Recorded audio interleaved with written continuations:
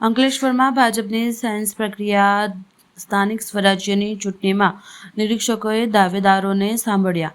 અંકલેશ્વરમાં સ્થાનિક સ્વરાજ્યની સંસ્થાઓની ચૂંટણીને અનુલક્ષી ભાજપ દ્વારા ઉમેદવારની સાયન્સ પ્રક્રિયા હાથ ધરવામાં આવી છે. આ પ્રક્રિયા અંકલેશ્વર જીઆઈડીસી સ્થિત ગોકુલ પાર્ટી પ્લોટ ખાતે યોજાઈ હતી. આવનારી ચૂંટણીને લઈને રાજકીય ગતિવિધિઓ તેજ બની છે, ત્યારે ભાજપ ઉમેદવારની પસંદગી માટેની પ્રક્રિયા ઝડપી બનાવી છે. નિરીક્ષકોની એક પેનલ દ્વારા સંભવિત ઉમેદવારોની રજૂઆત સાંભળવામાં આવી હતી. આ પેનલમાં દાહોદના ઈશાન સોની, ગોધરાના નરેન્દ્ર સોની અને ખેડાના મયુર સુથારનો સમાવેશ થાય છે.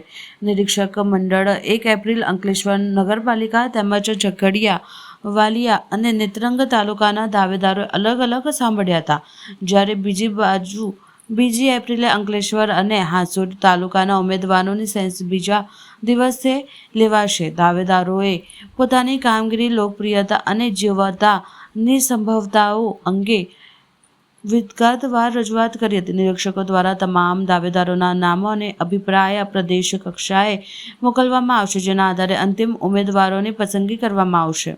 નમસ્કાર. ચૌધરીના બ્યુગલ ફૂંકાઈ રહ્યા છે અને આજે અમારા પ્રદેશમાંથી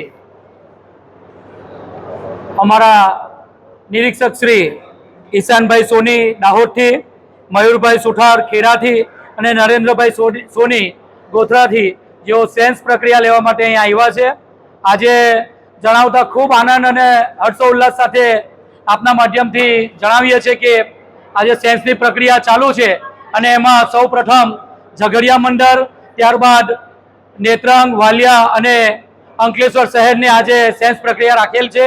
અને આપ જોઈ શકો છો, દરેક અમારા જિલ્લા પંચાયત, તાલુકા પંચાયતમાંથી પધારેલ ઉમેદવારોનો ઉત્સાહ અને જુસ્સો આપ જોઈ શકો છો. ખૂબ સારી રીતે આ ચૂંટણી અમે જીતવાના છે. દરેક મંડળની, દરેક તાલુકા પંચાયત, દરેક જિલ્લા પંચાયત અને દરેક નગરપાલિકા આ કાર્યકર્તાના ઉત્સાહ સાથે અમે આજે આપને જણાવીએ છીએ કે આ ઇલેક્શન ભારતીય જનતા પાર્ટી જ જીતવાની છે.